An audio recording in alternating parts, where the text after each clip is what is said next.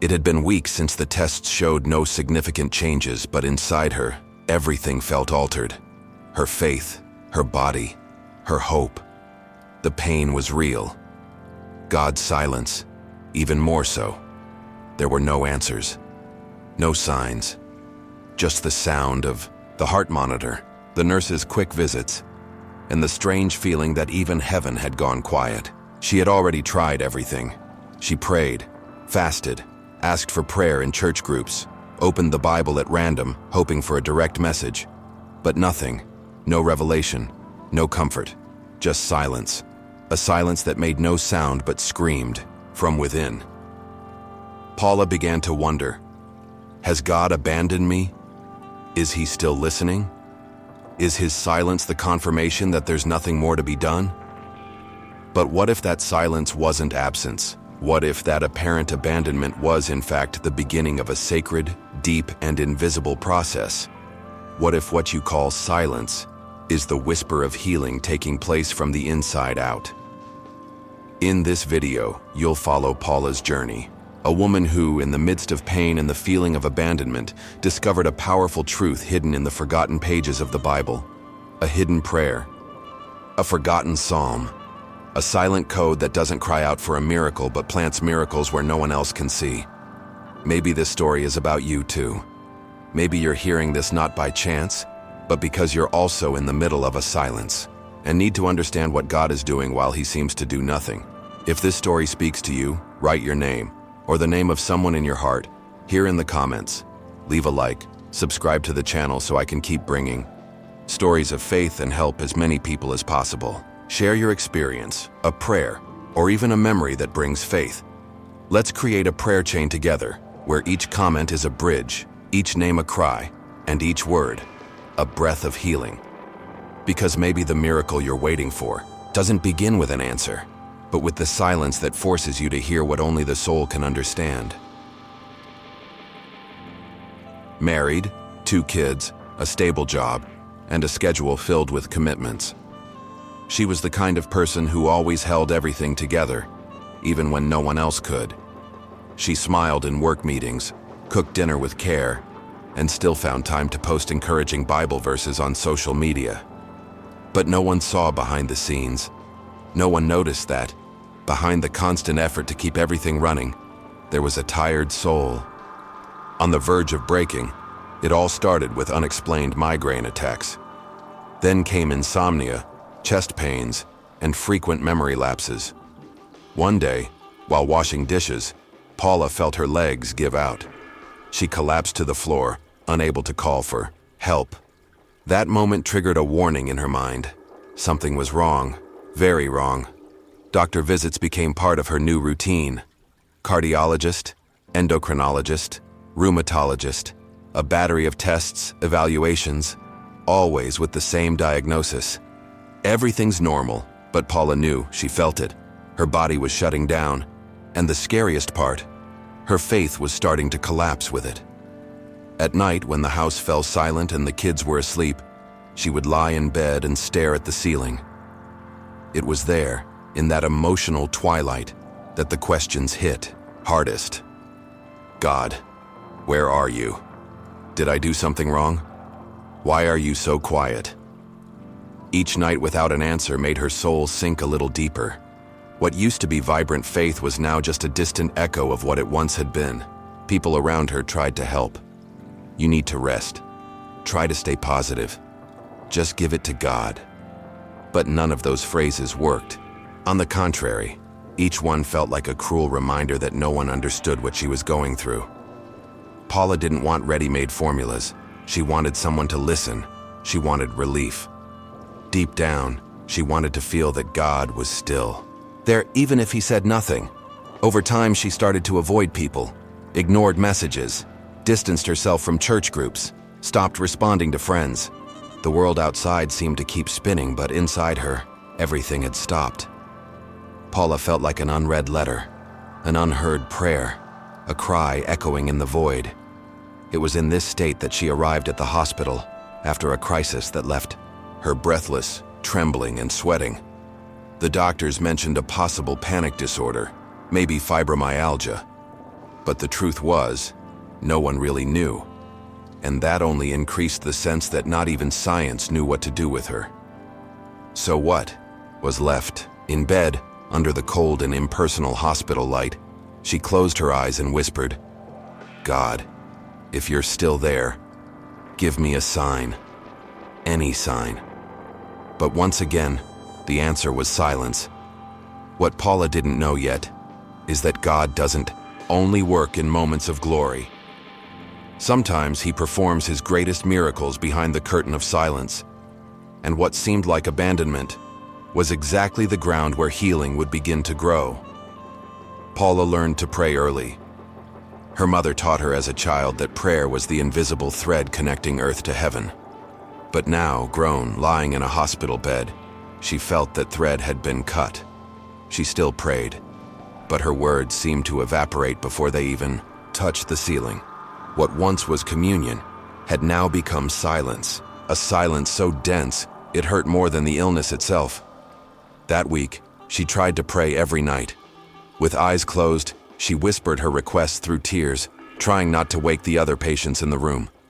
She didn't ask for much. She didn't beg for instant miracles.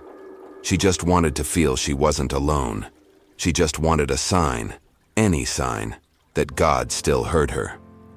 But heaven seemed deaf, and her once firm faith now trembled like a candle about to go out. During her sleepless nights, she began watching videos on her phone. She wanted to hear something comforting. She found sermons, songs, testimonies. One of them caught her attention. A woman shared in tears how she had been healed from cancer after repeating a single psalm for weeks. That stirred something in Paula. She couldn't explain why, but something inside her stirred, a mix of holy envy and cautious hope. Maybe there was still a chance.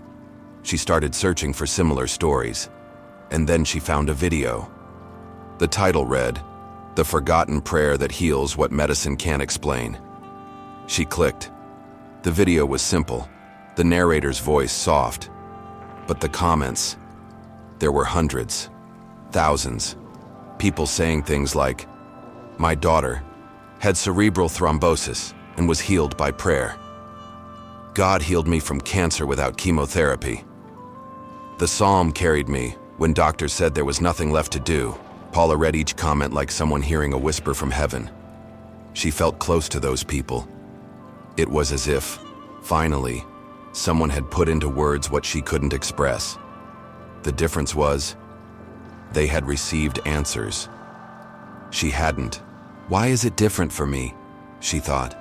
Why does heaven stay silent when I need to hear the most?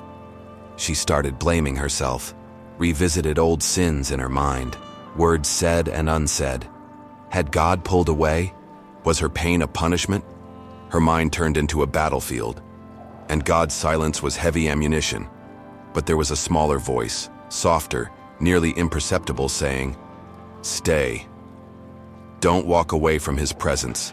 Don't give up, even without answers, even without signs. Stay." And that's when Paula understood. True faith isn't born after the miracle. It's the one that endures during the silence.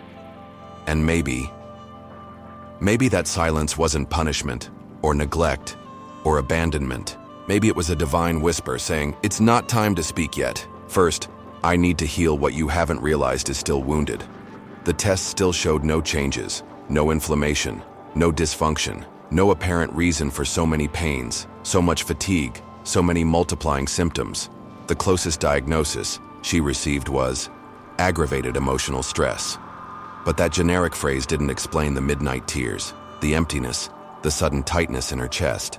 And the more her body grew weak, the louder her soul screamed, silently. It was then Paula began to understand something no one had ever told her. Maybe her pain wasn't just physical. Maybe there was a deeper wound, hidden beneath everything, she'd never had the courage to face. It was a pain that didn't bleed on the outside but corroded from within, a fatigue that wasn't in the body. It was in the soul. The invisible illness doctors can't detect, but God knows down to the root. She remembered the time she was too strong to ask for help, the words she swallowed to avoid conflict, The night she smiled just so her children wouldn't worry. The loneliness she felt even while surrounded by many. Paula realized she carried an entire history of buried pain, unprocessed bitterness, old traumas she had tried to bury with prayer, but that still throbbed deep inside. Then, a verse came to her like a lightning bolt. The Lord is close to the brokenhearted. She didn't know where it came from, or why she remembered it at that exact moment. But something in that phrase felt intimate, as if God was whispering through the silence. I haven't forgotten you.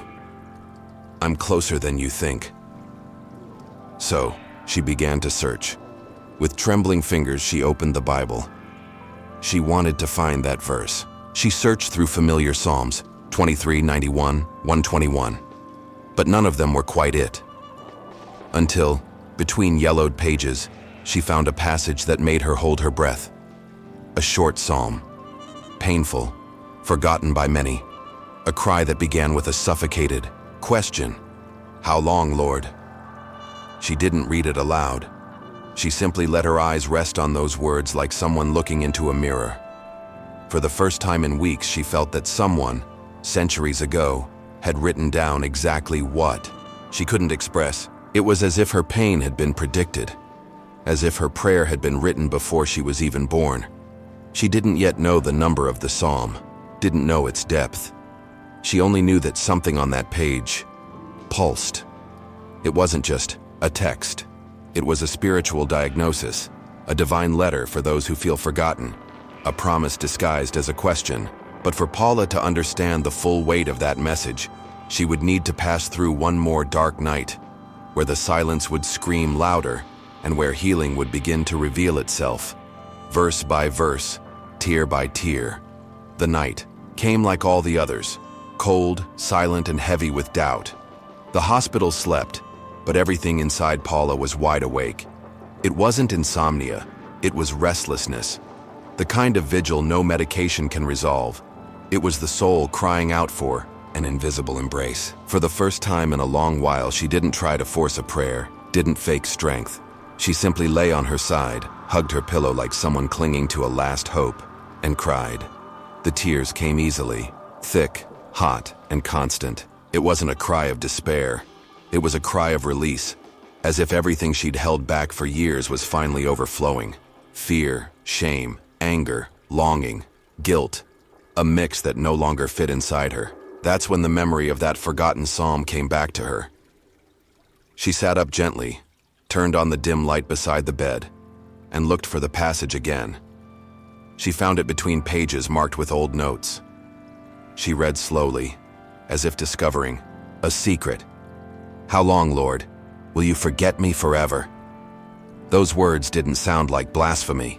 They sounded like truth, like raw honesty, like a cry that God not only accepted, but welcomed. Paula kept reading, each verse like a dagger and at the same time like a bandage. Look on me and answer, Lord my God. Give light to my eyes or I will sleep in death. That was it. That was exactly what she felt. It was as if the author of that psalm, David perhaps, had accessed her soul and translated her laments into sacred poetry. It was as if God, through that ancient text, was saying, I know how you feel, and you are not alone. She read each line again, and for the first time, she wasn't looking for answers. She just wanted to be understood. She just wanted to know her pain made sense in heaven, even if it was ignored on earth. And there, on the cold floor of the hospital room, with the Bible open on her lap, something inside her broke, and paradoxically, began to be rebuilt. Because there's a moment in life when the miracle doesn't come as instant healing, but as understanding, as revelation. And that night, Paula understood something that would change everything. God wasn't silent. He was whispering. But to hear that whisper, the entire world inside had to go quiet. And then she did something she had never done before. With a trembling voice, she placed her hand over her chest and prayed, God, if it is in the silence that you are healing me, then teach me to hear what only silence can reveal. She cried again, But this time, it wasn't a cry of despair. It was surrender. And that night, Paula wasn't healed from her pain, but she was visited by something greater than relief. She was enveloped by a presence, a wordless certainty. And from that moment on, everything would begin to change, because the psalm that once seemed forgotten was about to become her secret recipe for restoration. That morning, something in Paula had changed. Not that the pain had disappeared. There was still fatigue in her body, sensitivity to light, that sharp sting on the left side of her head. But there was a different silence inside her, a kind of stillness that no longer disturbed her. It was as if the emptiness that once felt suffocating was now inhabited by something that couldn't be explained, but could be felt. She didn't know what had happened. She only knew she needed to return to that psalm. It was as if it were calling her. She picked up the Bible again and this time looked for the exact number. There it was, quietly waiting among rarely touched pages, Psalm 13. One of the shortest in the Bible, forgotten, rarely preached, seldom cited in devotionals, yet with a silent power that stretched across centuries. Paula reread the 6 verses as if savoring something sacred. How long, Lord? Will you forget me forever? How long will you hide your face from me? It was a cry disguised as a verse, a question that many have asked, but few have dared to say out loud before God. And the most impressive part, God is not offended. God listens. God welcomes that kind of raw prayer. Paula understood that, in that psalm, there was divine permission to bleed through words. But that wasn't all. The psalm doesn't end in lament. It walks alongside the pain until the turning point. But I trust in your unfailing love. My heart rejoices in your salvation. I will sing the Lord's praise, for he has been good to me. There, in that unexpected ending, was the key. The miracle wasn't God answering with an audible voice. It was Paula being able to declare faith even when no visible evidence existed. It was learning to sing even with a wounded soul. It was trusting, even when everything still hurt. She then realized, Psalm 13 wasn't written for those seeking instant miracles. It was written for those living between the prayer and the answer, for those dwelling in the in-between of heaven, for those who keep going, even without hearing, even without seeing. For those who learn that silence is not the end of communication, it's the beginning of transformation. Paula began treating it like a prescription. She read it every day, sometimes out loud, sometimes in silence, but always with her heart surrendered. And with each reading, something inside her realigned. The anxiety lessened. Her breathing returned to rhythm. The tears became prayer. It wasn't magic. It was presence. It was soul medicine. And as she herself wrote in her prayer journal, Psalm 13 didn't heal me in a day, but in each verse God reminded me that I was still seen, and that was the beginning of healing. Because there are pains that time can't explain, but there are psalms heaven whispers only to those who have the courage to keep going, even when everything seems silent. And in the next chapter, you'll discover how this hidden prayer becomes a true healing plan. Word by word, gesture by gesture, like a sacred recipe straight from the heart of God. Paula couldn't say exactly when it happened. There was no sudden miracle, no light shining from the hospital ceiling, no voice from heaven. But little by little, something inside her began to bloom where only despair had lived. It was as if every time she recited Psalm 13, an invisible crack in her soul was being filled, not with answers, but with presence. Before she prayed expecting to feel something, now she simply remained. Before she asked for signs, now she offered her silence. Before she longed for instant change, now she surrendered to the process. And in that process, she learned that the greatest healing doesn't happen in the body. It happens in the soul. She began creating a small ritual every night. She would sit on her bed, take a deep breath, place her hand over her heart, and say in a quiet voice, "How long, Lord? How long will you hide your face from me?" And then, as a whisper of faith in the middle of exhaustion, "But I trust in your mercy. My heart will rejoice in your salvation." At first it felt strange. Repeating words of trust while still feeling pain seemed forced. But over time, Those words stopped being an effort and became a refuge. They weren't promises she made to God. They were promises God had already made to her, and that even in silence still stood. The transformation in Paula was quiet, but real. The nurses began to notice she smiled more. The doctors observed her heart rate had stabilized. She felt it too. The symptoms were still there, but they no longer defined who she was. Paula was no longer the undiagnosed patient. She was the daughter who had learned to trust in the silence, and that's when she understood. God had never been far. He had been present the entire time, like a patient gardener working the soil in the dark. Without the seed even realizing it, the pain hadn't been punishment. The silence hadn't been rejection. They were God's tools to heal not just her body, but the deepest part of her. Before leaving the hospital, Paula did something she never imagined she'd have the strength to do. She asked to visit other patients. She brought her Bible and her calm smile. She sat beside the hospital beds and, with a soft and steady voice, read Psalm 13 to them. Some cried. Others simply closed their eyes. All of them, in some way, felt there was life in those words.